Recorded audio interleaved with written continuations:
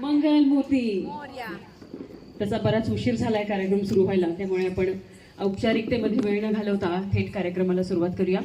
तरी सुद्धा आपल्या भारतीय संस्कृतीची रीत निराळी करता आवाहन गणेशास कार्य सुफळ संपूर्ण होणारी, म्हणून गणेशाची आराधना करूया आणि मग पुढे जाऊया.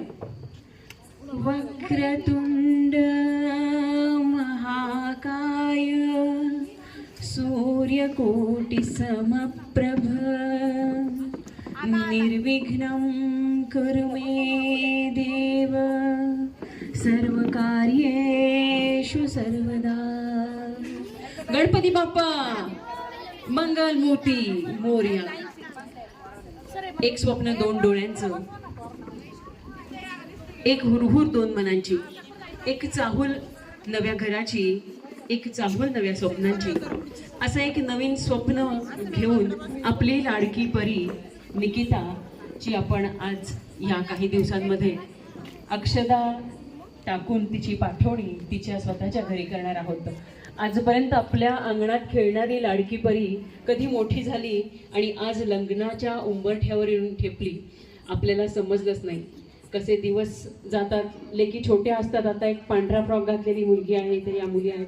कधी भुरकन मोठ्या होतील हे सांगता येणार नाही. त्यामुळे हे सगळे आठवणीतले क्षण किती मनात ठेवावे आणि किती सोडून द्यावे, एकही क्षण सोडून न देण्यासारखा. दहलीज ऊंची है ये पार करा दे असं एक गाणं आहे हल्ली, की मुली सगळीकडे हिरिरीनं बाहेर जातात, हिंडतात, फिरतात, नोकरी करतात, शिक्षणाच्या निमित्त बाहेर जातात, बिनधास्तपणे उंबरा ओलांडायचा असतो. पण हा उंबरा ओलांडताना मात्र तुम्हा सगळ्यांच्या साथीची गरज असते आणि उंबऱ्यातून पाठवणी करताना सुद्धा तिच्या आई वडिलांना तुम्हा सगळ्यांची साथ हवी असते.